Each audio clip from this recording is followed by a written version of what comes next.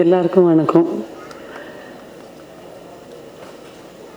எனக்கு என்ன சொல்கிறது, ரொம்ப நாளைக்கு அப்புறம் ரொம்ப ஹாப்பியாக ஒரு படம் பண்ணுறதுக்கு முன்னாடி இந்த படம் எப்போ ஆரம்பிப்பாங்கன்னு ரொம்ப வெயிட் பண்ணி பண்ண படம்.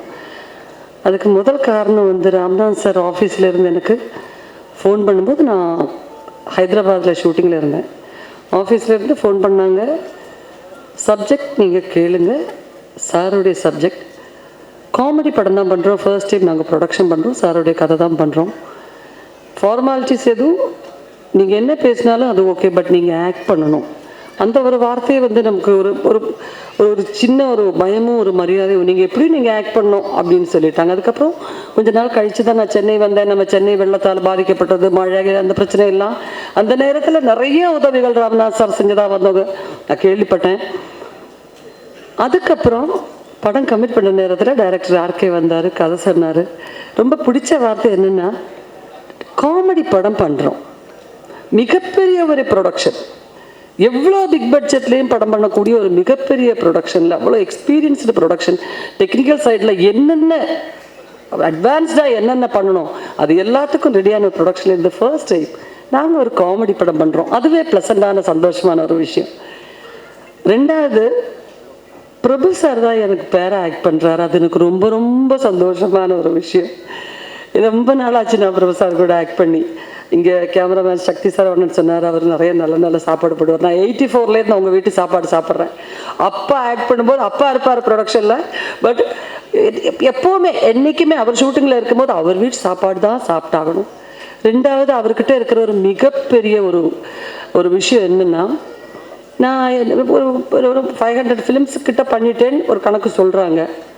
இத்தனை படத்துலேயும் நான் ஆக்ட் பண்ண ஆக்டர்ஸ் கிட்ட இல்லாத ஒரு ஸ்பெஷாலிட்டி பிரபு சார்கிட்ட சொல்லணுன்னா, நம்மளை பார்க்கும்போது அவர் நலம் விசாரிக்கும்போது நம்ம கூட ஒரு 5 வருஷத்துக்கு முன்னாடி வந்த ஹேர் ட்ரெஸ்ஸர் டச்சப் எல்லாம் எப்படி இருக்காங்கன்னு வரைக்கும் விசாரிப்பார். அன்னைக்கு ஒரு அம்மா வந்தாங்களே, அவங்க எப்படி இருக்காங்க, அவங்க வேலைக்கு போயிட்டாங்களா, எங்கள் வீட்டில் எங்கள் அம்மா, எங்கள் சிஸ்டர்ஸ், எங்கள் பிரதர்ஸ், எங்கள் சித்தப்பா, எங்கள் பெரியப்பா, ஒருத்தரை கூட விட மாட்டார். ஃபார்மாலிட்டிக்காக இல்லை, நல்ல விசாரிப்பார். அதே மாதிரி எனக்கு மனசுக்கு சஞ்சலமான பல நேரங்கள்லையும் எனக்கு ஒரு ஆறுதல் சொல்லியிருக்காரு. அவர் கூட ஆக்ட் பண்ணுறோம், ஒரு ஃபுல் படம் பேரை ஆக்ட் பண்ணுறோங்கிற ஒரு த்ரில் எனக்கு, கண்டிப்பாக அந்த படம் பண்ணி ஆகணும்னு. அப்படியே தான் இருந்துச்சு அந்த படம். ஒரு படம் சீக்கிரம் முடிஞ்சு போச்சான்னு ஒரு வருத்தம். இன்னும் ஏதாவது இருக்கா, நீங்கள் கட் பண்ணிட்டீங்களா சீன்லாம், என்னமோ சீக்கிரம் முடிஞ்ச மாதிரி இருக்குது, February 1 ஆரம்பிச்சிங்க என் சீன்ஸ் எல்லாம், ஒரு சீக்கிரமாகவே முடிஞ்சு போச்சுக்கிற மாதிரியே இருந்துச்சு. அவ்வளோ ஜாலியாக ஒர்க் பண்ண எல்லாருமே, சார் எல்லார் பேரும் சொல்லிட்டாங்க, நம்ம எடுத்து சொல்ல வேண்டியதில்லை. மாயாவும் ஆரியும் அவங்க 2 பேருமே எங்கள் பசங்க மாதிரியே லொக்கேஷனில் ரொம்ப சந்தோஷமான ஒரு ஷூட்டிங் பண்ணி அந்த படத்தை ஃபினிஷ் பண்ணோம். அதனாலே அந்த சந்தோஷமே நம்ம மனசுக்குள்ள ஒரு வேண்டுதல், ரொம்ப நல்லா வரணும் இந்த படம்.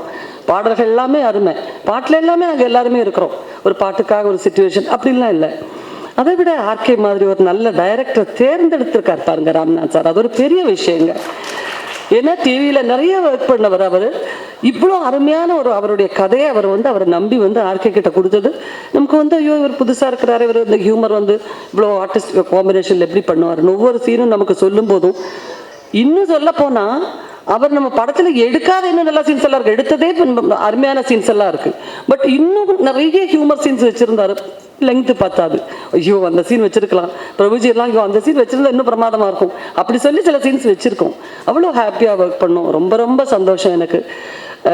பிரபு சார் இங்கே நான் இன்னொன்று என்கிட்ட ரகசியமாக, ஃபங்க்ஷனுக்கெல்லாம் வந்திருக்கீங்க கேட்டார். நான் ஃபங்க்ஷனுக்கு பொதுவாக போகவே மாட்டேங்க, அதுக்கு வேற ஒன்றும் இல்லை, கூட்டத்தில் அப்படியே கட்டாயமாக வந்தால் கூட கொஞ்ச நேரம் எல்லாத்துக்கும் இருந்த வணக்கம் சொல்லிட்டு நைஸாக நழுவிடுவேன் நான். அது என்னமோ ஃபர்ஸ்ட் படத்துல இருந்து எனக்கு அது ஒரு பிரச்சனை. ராமநாதன் சார் என்னையே பார்த்து சிரிச்சுட்டு, காணாமல் போகிற வித்தையெல்லாம் உங்களுக்கு நல்லா தெரியும் வேறு சொல்லிட்டாரா, நான் மாட்டிக்கிட்டே இன்னும். அதனால தான் நான் அங்கே உட்காந்துட்டேன். நல்ல என்ன சொல்கிறது, ஒரு அமைதியான ஒரு படம். சாதாரண நீங்கள் இந்த படம் பார்க்கும்போது உங்களுக்கு தெரியும், நம்ம எல்லா படத்துக்கும் ஃபார்மலாக சொல்கிற மாதிரி இல்லாமல், இந்த சீன் இப்படி தான் வரும் நீங்கள் நினச்சிங்கன்னா அது அப்படி கிடையாது.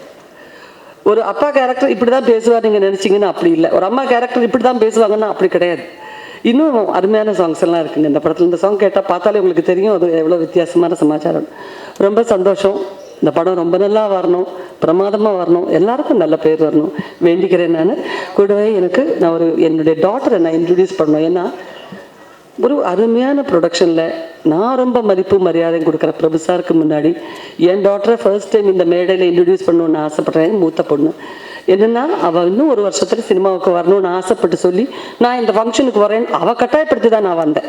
ஸோ மக்களே வா, எல்லாருக்கும் நமஸ்காரம் பண்ணலாம்.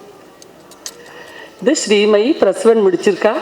இன்றைக்கி வந்து நம்ம போகலாம், நல்ல ஃபங்க்ஷன், ஏன் இந்த மாதிரி எல்லா ஃபங்க்ஷனும் வேண்டாம் வேண்டாம் நீங்கள் சொல்கிறீங்க, தயவுசெய்து வாங்கன்னு அவள் தான் கூட்டிகிட்டு வந்தா. ஸோ ஒரு நல்ல அருமையான ஒரு இடத்துல ஃபர்ஸ்ட் டைம் நான் போன ஃபங்க்ஷன் அவளுடைய மெமரியில் என்னைக்கு இருக்கணுங்கிறதுக்காக நான் கூட்டிகிட்டு வந்தேன். மக்கள் நமஸ்காரம் செய்ய மக்கள்.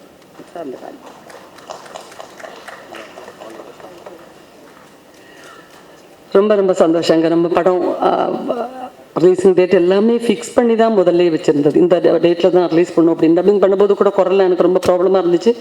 மறுபடியும் நான் சொல்லியிருக்கேன், இன்னும் 2 நாளில் நான் வந்து ஊர்லேருந்து வந்துடுவேங்க, சின்ன சின்ன கரெக்ஷன்ஸ் இருந்தால் கூட பண்ணிக்கலாம் அப்படின்னு. பட் எல்லாம் நல்லா பிரமாதமாக வந்துச்சுன்னு சொன்னாங்க. நல்லா வரணும், நல்லா வரணும். Thank you very much.